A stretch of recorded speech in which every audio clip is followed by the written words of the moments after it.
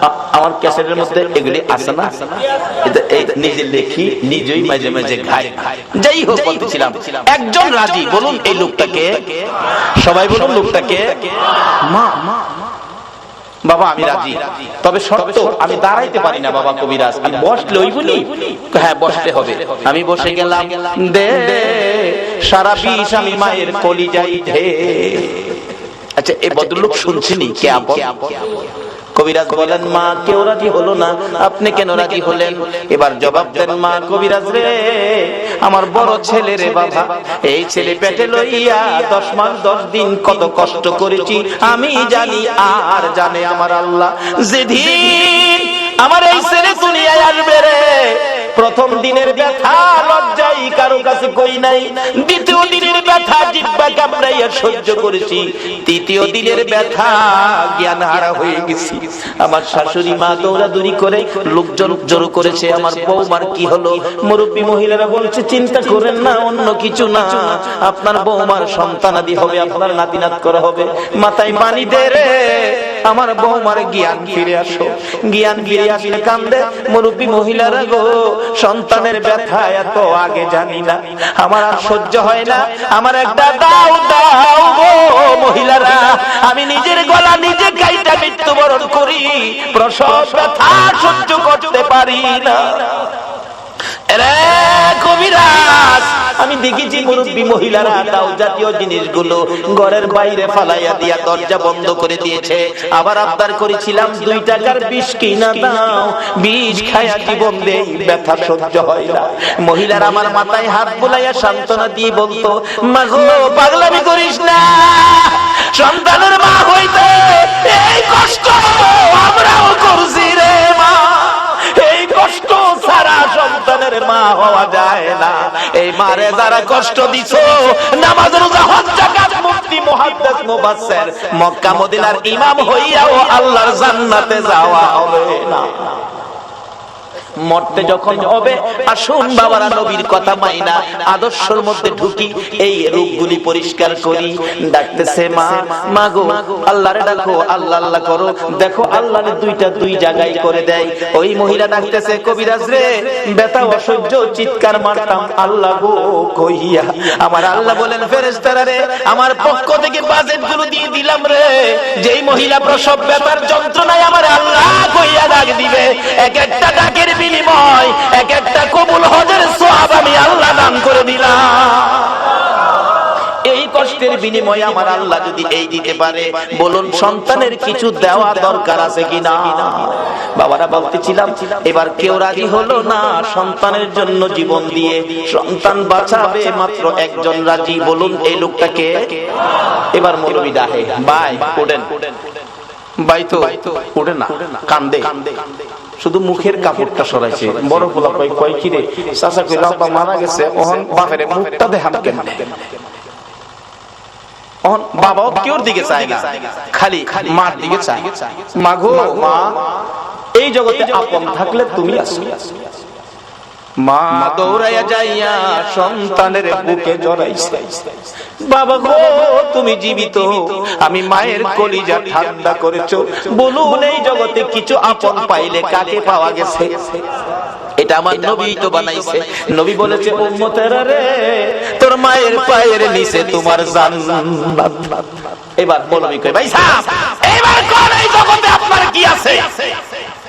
ভাই কান্দে আর কয় মৌলবী রে, এইভাবে আমারে পথ দেখাবি আমি আগে জানি না।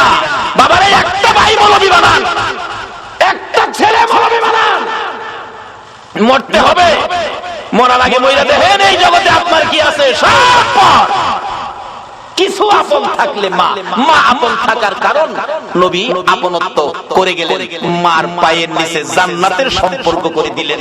সকলে বলুন আমিন। বাবারা ভাইরা, এবার বড় ভাই কান্দে, মৌলবী রে নাই আমার কিচ্ছু নাই, আমার কিচ্ছু নাই, আমার কিচ্ছু নাই, শুধু একমাত্র কিছু থাকলে মা। কত চলেন বাড়িতে যাই কোন না, বাড়িতে গিয়ে কি করবো? তো অহন কান্দেন কেরে, বড় ভাই কান্দে আর ডাকে গুনার বোঝা মাথায় লইয়া কান্দেছি, মাফ করে দাও মাবুদ আল্লাহ এলাহি। বাবারা দুইটা চিঠি নবীর পক্ষ থেকে আপনাদের কাছে দেওয়ার কথা। একটা চিঠি হলো কাফা বিল মাউতি ওয়াইজান, মৃত্যুটাকে স্মরণ রাখো, যথেষ্ট ওয়াজের দরকার নাই। আরেকটা চিঠি হলো আমার নবী আপনাদের উদ্দেশ্যে দিয়েছে আদ-দুনিয়া ও মাজরাতুল আখিরা, দুনিয়াটা হলো আখিরাতের বাজার। আমি আপনাদের কাছে জানতে চাই নবীর চিঠি মাফিক, নবীর চিঠি হিসাব করে আখিরাতের জন্য কে কি বাজার করেছেন, কে কি রোজগার করেছেন। আমার নবী যেদিন বলেছে দুনিয়া আখিরাতের বাজার, সাহাবীরা জড়ো হইয়া প্রশ্ন করে নবী গো আমরা কিভাবে বাজার করলে লাভবান হব। আমার নবীর সাথে সাথে আরেকটা চিঠি সামনে পেশ করে দিলেন, সাহাবীরা রে আসসালাতু মিফতাহুল জান্নাহ, এই নামাজ ধরো, নামাজটা তোমাদের আখিরাতের জন্য জান্নাতের চাবি হিসাবে পাবে। লম্বা ঘটনার সংক্ষেপ করে দিলাম। নবীর কথা যারা মানে গো, দেখুন না নবীর সাহাবীর জীবনী, যার নাম কিতাবে লেখে হযরতে আব্দুল্লাহ আনসারী, দৌড়ায় বাড়িতে গেছে, বিবি গো ও বিবি, নবী বলেছেন নামাজ বলে জান্নাতের চাবি, বল নামাজ পড়বেনি, নামাজ আদায় করবেনি। বিবি একটা চিৎকার মারছে, স্বামী নবী যদি বলে থাকে, আল্লাহু আকবার বলো, কে বলে থাকে, কে? মদিনার মহিলারা পর্যন্ত আমার নবীর কথার মর্যাদা দিত। মসজিদে নববীতে, ও মসজিদের পক্ষের বাইরা কারা গো মসজিদ সামনে রেখে মাহফিলের আয়োজন করেছেন। মসজিদে নববীতে যখন জামাতের সময় হইতো, আব্দুল্লাহ আনসারী ওই একটা কাপড় নিজের পরনে লাগাইয়া ঘরের ভিতরে গর্ত করেছে, গর্তের মধ্যে বিবিকে উলঙ্গ করে বসাইয়া দরজা বন্ধ করে মসজিদে নববীতে যাইয়া পিছনের কাতারে নামাজে শরীক হইয়া, নামাজ যখন শেষ হয়ে যাইতো দৌড়াইয়া বাড়ির দিকে যাইয়া কাপড় খুলে বিবিরে দিত, নিজে গর্তের ভিতরে বসতো, বিবি নামাজ আদায় করত। এইভাবে দুইজনে মিলে এক কাপড়ে নামাজ পড়ে, কোনদিন নামাজ ছাড়ে না। আর আমরার ঘরে সুকেশ ভর্তি কাপড়, আমরা নামাজ পড়ি না। সাহাবীরা কিছু গুনগুন করে, আব্দুল্লাহ আনসারী কিসের নামাজ পড়ে, দৌড়ায় আসে, দৌড়ায় যায়, বুঝি না কি নামাজ পড়ে। নবীজি বলেন কি ব্যাপার, তোমরা কিসের সমালোচনা করো? হুজুর আব্দুল্লাহ আনসারী কি নামাজ পড়ে বুঝি না। রাসূল বলেন তোমরা সমালোচনা করো না, কেন দৌড়ায় আসে, কেন দৌড়ায় যায়, আমি নবী তদন্ত করব। সমালোচনা মুসলমানদের আদর্শ নয়, সমালোচনা ইসলাম নয়। নবী নিজেই গেছেন যে আব্দুল্লাহ আনসারী ঘরের দরজায়, আব্দুল্লাহ আনসারী মতান্তরে সালাম দিলেন। আসলে কোন মুসলমানের ঘরে ঢুকতে আগে সালাম দিবেন, একবার দুইবার তিনবার, সালামের জবাব নাই, চলে আসবেন, মনে করবেন ঘরে কেউ নাই, চলে আসবেন। অনেক দিনের মুসলমানদের আচরণ হলো ডাক দিলে, মালিক ভাই বাড়িতে আছেন, মালিক ভাই, কেউ যদি জবাব না দেয় লগের টারে কই ভাই যখন বাড়িতে না, লোক ভাবির ওই দিকে যায়, ভাই বাড়িতে না, ভাবিরে দেখতো যা, কই পাইলা তুমি ভাবি দেখার অনুমতি? আল্লাহ বলছে আমানু দুখুলু ফিস-সিলমি কাফার মধ্যে ঢুকো। নিজে পর্দায় থাকুন, অন্যকে পর্দায় থাকার পরামর্শ দেন। বলতেছিলাম এবার নবীজি সালাম দিলেন, আসসালামু আলাইকুম, আসসালামু আলাইকুম, আসসালামু আলাইকুম, তিনবার সালাম, জবাব নাই। নবীজি চলে আসতেছে, আব্দুল্লাহ আনসারী গর্তের মধ্যে উলঙ্গ অবস্থায় ছিল, দৌড়ায় আসছেন, বিবি গর্তের ভিতরে ঢুকে কাপড় খুলে দিলেন, স্বামী গো নবী আসছিল, কষ্ট পাবে, তাড়াতাড়ি যান। আব্দুল্লাহ আনসারী কাপড়টা পরে বাহির হইয়া দেখে নবী অনেক দূর চলে গেছে, দৌড়াইয়া পিছনে গেলেন, কিভাবে নবীর পিছনে ফিরাবো? ইনি এমন নবী গো যাকে ডাক দিয়ে পিছন থেকে ফিরানো যাবে না। পিছনে যাইয়া কিতাব লেখে পাওগুলি বড় বড় করে মারছে, আওয়াজ শুনে নবী পিছনে তাকাইছে। আব্দুল্লাহ আনসারী, হুজুর ওয়া আলাইকুম সালাম, তিনবার সালাম দিলাম, জবাব দিলি না, এখন কেন জবাব দিলে?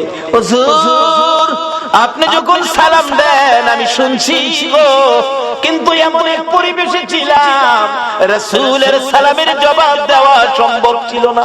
কি পরিবেশে ছিলে রে আব্দুল্লাহ আনসারী? হুজুর আপনি যেদিন বলেছেন নামাজ জান্নাতের চাবি, ওই দিন থেকে আমি আর আমার বিবি দুইজনে নামাজ পড়ি, নামাজ ছাড়ি না, কিন্তু দুইজনে মিলে নবী গো মাত্র একটা কাপড় আমার ঘরে। মসজিদে নববীতে যখন জামাতের সময় হয়, ও মসজিদওয়ালারা, কারা এই মসজিদের পক্ষ থেকে মাহফিলের আয়োজন করেছো? আমার নবী মসজিদের জামাতের কত গুরুত্ব দিয়েছে। হুজুর মসজিদের জামাতের সময় হলে আমি আব্দুল্লাহ আনসারী ঘরের ভিতরে গর্ত করছি, বিবিরে উলঙ্গ করে বসাইয়া দরজা বন্ধ করে কাপড়টা পরে আমি মসজিদে যাই, নামাজ শেষ করে দৌড়াই আসি, বিবির কাপড় দিয়ে আমি গর্তের মধ্যে বসে থাকি। এইভাবে দুইজনে মিলে নামাজ পড়ি এক কাপড়ে, হুজুর কোনদিন নামাজ ছাড়ি না। আমার নবী বলেন আব্দুল্লাহ আনসারী দরজাটা খুলে দে, আমি দেখি গর্তটা শরীয়ত সম্মত কিনা। কিতাব লেখে আব্দুল্লাহ আনসারী দরজা খুলে দিলে নবী তাকিয়ে আছে। গর্তটা এত গভীর ছিল, ভিতরে মেয়ে না পুরুষ বোঝা যায় না, মানুষ আছে কি নাই তাও ধরা যায় না। আমার নবী চোখের পানি ছেড়ে দিলেন, আব্দুল্লাহ আনসারী রে, আমি নবী বলে গেলাম রে, তোদের জান্নাতের চাবি রোজগার হয়ে গেছে। বাবার ঈদের ছাড়তে হবে, সাদা কাপড় নিয়ে কবর যাইতে হবে, জীবনে কি রোজগার করেছেন হিসাব মিলামি না। আমার নবী বলেছে আদ-দুনিয়া ও মাজরাতুল আখিরা, দুনিয়াটা আখিরাতের বাজার, আখিরাতের জন্য কি বাজার করেছেন হিসাব মিলান। মরার আগে মইরা দেখেন আপনার কিছুই নাই, শুধু 3 টুকরা কাফন ছাড়া আর কিছুই আপনার নাই। সব সম্পদ ছেলে মেয়েরা বাদ করে নিয়ে যাবে। নবীজি চোখের পানি ছেড়ে ঘোষণা দিয়ে গেলেন, ও আব্দুল্লাহ আনসারী, তোদের জান্নাতের চাবি রোজগার হয়ে গেছে। পিছে পিছে যাইতেছে নবীজির আগায়া দেওয়ার জন্য, রাস্তায় উঠে যাবে, বাড়ির সীমানা শেষ। আমার নবী দেখে ছোট্ট ছোট্ট 2টা বাচ্চা একটা খেজুর গাছের গোড়ার মধ্যে এইভাবে বাচ্চা 2টারে গাছের সাথে বাইধা রাখছে। বাচ্চাগুলো কাঁদতে কাঁদতে জামা কাপড় ভিজে গেছে। আমার নবী পাশে দাঁড়াইয়া ডাক দিলেন, ও বাচ্চারা, তোমাদের এই কষ্ট কারণটা কি? বাচ্চাগুলো কান্দে, হুজুর রাস্তা দিয়ে কত মানুষ যায় গো, আমরা কেউ জিগাই। ও বাবা মুসলমান, এটাও তোমার আদর্শ? তুমি পেট পুরা খাইলা, তোমার আশপাশি ঘরের লোকগুলো খাইলো না, তুমি খবর নিলা না, শুধু নামাজ পড়ে বাড়িতে গিয়া ঘুমাইলা। এই নামাজে আমার আল্লাহ খুশি হবে না। আমার নবীর আদর্শে ফিরে যান। ও বাবারা, ভাইরা, শেষ পর্যায়ে এসে গেছি। নবী ডাকে, ও বাবারা, তোমাদের কি দুঃখ? হুজুর আমরা কেউ জিগায় না কেন যে আমরা এই বিপদে আছি। তোমাদের বাবার নাম কি? বাচ্চা 2টা আব্দুল্লাহ আনসারীর দিকে তাকাইয়া বলে, হুজুর আমাদের বাবা আব্দুল্লাহ আনসারী। নবী জিজ্ঞেস করে, ও আব্দুল্লাহ আনসারী, তোর বাচ্চাগুলোর এত কষ্ট, এত বিপদ, হাত বাঁধা ব্যাপারটা কি? আব্দুল্লাহ আনসারী শুধু কান্দে, কোনো কথা কয় না। আবার নবী জিজ্ঞেস করেন, ও বাচ্চারা, তোমাদের এই কষ্ট কেন, হাত বাঁধা কেন, বিপদ কেন? বাচ্চাগুলো কান্দে আর বলে, হুজুর আমার বাবা আব্দুল্লাহ আনসারী এত গরিব মানুষ, আজকে 6-7 দিন পার হয়ে গেছে গো নবী, আমাদের চুলায় আগুন জ্বলে না, না খাইয়া থাকতে থাকতে আমরা 2টা বাচ্চা পেটের খিদা সহ্য করতে পারি না গো নবী। 7 দিন যার চুলায় আগুন জ্বলে না, তারা আমার নবীর কথা মানে, এক ওয়াক্ত নামাজ ছাড়ে না। যে নবীর সুপারিশ ব্যতীত কেউ জান্নাতে যাইতে পারবেন না। বলুন, এই নবীর আদর্শে যাওয়া আমাদের দরকার আছে কিনা? আমার নবী নিজেও চোখের পানি ছেড়ে দিলেন, দেরি করলেন না, দৌড়ে যাইয়া মসজিদে নববীর বারিন্দায়। আজকে শুনলাম সালেহ সাহেব বললেন, হুজুর আমার মসজিদের বারিন্দা নাই। ও বাউনির ভাইয়েরা, বাবারা, মসজিদের বারিন্দায় আমার নবী, বারিন্দাকে নবী নিজেও ব্যবহার করতেন দেশের কাজে, শান্তির জন্য, মানুষের মুক্তির জন্য, হেদায়েতের জন্য। মসজিদের বারিন্দা আমার নবী ব্যবহার করতেন। মসজিদে নববীর বারিন্দায় যাইয়া আমার নবী 2টা চোখের পানি জল করে ছেড়ে দিলেন। সাহাবীরা দূর হয়ে গেছে, কান্দে রে আমার নবী কান্দে। আল্লাহু আকবার বলো। নবীর কান্না দেখে কেউ সহ্য করতে পারে না। ওমর তরবারি নিয়ে হাজির হয়ে গেছে। ইয়া রাসূলুল্লাহ, আমি ওমর বেঁচে আছি, বলুন কার দেওয়া ব্যথায় আপনার চোখের পানি আসছে, আমি ওমর তরবারি দিয়ে তাকে দ্বিখণ্ডিত করে দিব। আমার নবী বলেন, ওমর রে, আজকের চোখের পানি তরবারি দিয়া মুছতে পারবি না। মসজিদে নববীর বারিন্দায় দাঁড়াইয়া আমার নবী ডাকে। আবু বকর হাজির হয়ে গেলেন। ইয়া রাসূলুল্লাহ, আমি আবু বকর, যে আবু বকর তিনবার করে সর্পের দংশনে আপনি নবীর ভালোবাসায় জীবন দিতে রাজি, প্রয়োজন হলে আমি আবু বকর জীবন দিব। আমার নবী বলেন, আবু বকর রে, জীবন দিয়ে চোখের পানি বন্ধ করতে পারবি না। এইভাবে একের পর একজন আসতেছে, নবী কারো পক্ষে খুশি হয় না। একটু পরে দেখা যায় দূর থেকে আসতেছে হযরতে উসমান গনি রাদিয়াল্লাহু তাআলা। ও দনিরা, কে হবে গো উসমান গনি? হাসতেছে, চোখের পানিগুলো ছেড়ে ছেড়ে নবীজি কাঁদে। উসমান গনি ডাকতেছে, হুজুর, আমি উসমান গনি আসলাম। নবী গো, বলুন কিসের বিনিময়ে চোখের পানি মোছা যাবে? আমার নবী এইভাবে দুইটা হাত বাড়ায়া ডাক দিলেন, উসমান গনি রে, আমি নবী তোর দিকে তাকাইয়া রইছি। মসজিদে নববীর বারিন্দায় আমার নবী উসমান গনির দিকে তাকিয়ে আছে। আমি জানি না আজকে বাউনির জমিনে আমার নবী মদিনা থেকে এই মসজিদের বারিন্দার জন্য কার দিকে নবী তাকাইয়া রইছে। উসমান গনি, আয়, আমি নবী তোমার দিকে তাকিয়ে আছি। নবীজির সামনে দাঁড়াইলে উসমান গনি ডাকতেছে, ইয়া রাসূলুল্লাহ, বলুন কিসের বিনিময়ে আপনার চোখের পানিগুলো মুছতে পারি? আমার নবী কাঁদে, উসমান রে, পারবি নি ইহুদির বাড়ির খেজুর গাছটা আমারে কিনা দিতে, আমি নবীর চোখের পানি বন্ধ হয়ে যাবে। যায় দেখ আমার আব্দুল্লাহ আনসারীর দুইটা বাচ্চারে কি কষ্ট দিয়ে রাখছে। সাব্বির চুলায় আগুন নাই রে, এই খেজুর গাছের খেজুর টুকায়া বলে খাইছিল। গাছটার মালিক ইহুদি, দুইটা বাচ্চারে গাছের সাথে বাইরে রাখছে। একটা দৌড় মারছে উসমান গনি রাদিয়াল্লাহু তাআলা। কারা গো এই মসজিদের পক্ষে আছো? এটাই হবে আমার আল্লাহর পক্ষ, এটাই হবে আমার নবীর পক্ষ। যারা মসজিদের পক্ষ থাকবে, আমার নবী তাদের পক্ষে থাকবে। যারা মসজিদের বারিন্দার পক্ষে গো, আমার নবী তাদেরকে না লইয়া ফুলসিরাতের ফুল নবী পার হবে না। উসমান গনি ডাকিয়া, রাসূলুল্লাহ, কথা দিলাম খেজুর গাছ না নিয়ে আমি আসবো না। ডাকতেছে, ইহুদি বাড়িতে আছো? জি। খেজুর গাছটা বিক্রি করে দাও। ইহুদি কই, বাড়ির খেজুর গাছ বিক্রি করব? কান্দে উসমান গনি, রে ইহুদি, নিষেধ ইসলাম আর রাসূল কান্দে রে এই গাছটার জন্য। আজকে যা চাইবি তা পাইবি, বিক্রি করতে হবে। ইহুদি কয়, সুযোগ যখন পাইছি একটা গাছের বিনিময় মনের মতো লওয়ালুম। ও উসমান গনি, তোমার 100 খেজুর গাছের একটা বাগান, 100 খেজুর গাছ সহ বাগানটা যদি আমারে দিয়ে দাও, আমি একটা গাছ তোমারে দিব। উসমান গনি একটা চিৎকার মারছে, আরে ইহুদি, মাত্র 100 খেজুরের গাছ চাইছস রে? আবার রাসূল কান্দে। রাসূল খুশি করার জন্য আজকে যদি আমি উসমান গনির সকল সম্পত্তি চাইতি, একটা গাছের বিনিময় আমি উসমান গনির সব করে দিয়ে দিতাম। ও বাবারা, ভাইরা, এই রাসূল খুশি করার জন্য সকল সম্পত্তি দিয়ে উসমান গনি একটা খেজুরের গাছের দলিল নিতে রাজি। ইহুদি বলেন 100 গাছ দিলেই হবে। 100 গাছের দলিল দিলেন উসমান গনি, একটা গাছের দলিল দিলেন ইহুদি। এই দলিল নিয়ে রাসূলের সামনে হাজির। আমার নবী চোখের পানি জর্জর করে ছেড়ে দিলেন, উসমান গনি রে, আমি কথা দিলাম রে, তোরে না লইয়া আমি নবী জান্নাতে যাব না। এই নবীর কথা কার কাছে ভালো লাগে? কে নবীর পক্ষে থাকতে রাজি? মসজিদ আল্লাহ খুশির ঘর, মসজিদ আল্লাহ পাওয়ার ঘর, মসজিদ জান্নাত পাওয়ার ঘর, মসজিদ গুনাহ মাফের ঘর। এই মসজিদের বারিন্দার জন্য আমি আপনাদেরকে নিয়ে দোয়া করব। দোয়ার আগে 5টা মিনিট অনুরোধ হলো, আমি আপনাদের মেহমান, কেউ উঠবেন না। যদি উঠেন আমি কষ্ট পাবো। মহব্বত আর একটু দুরূদ শরীফ পড়ুন। আল্লাহুম্মা সাল্লি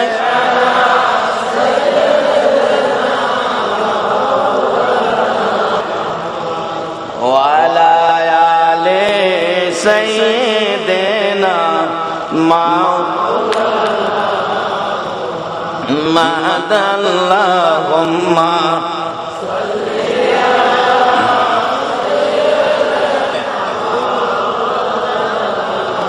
محمد وعلى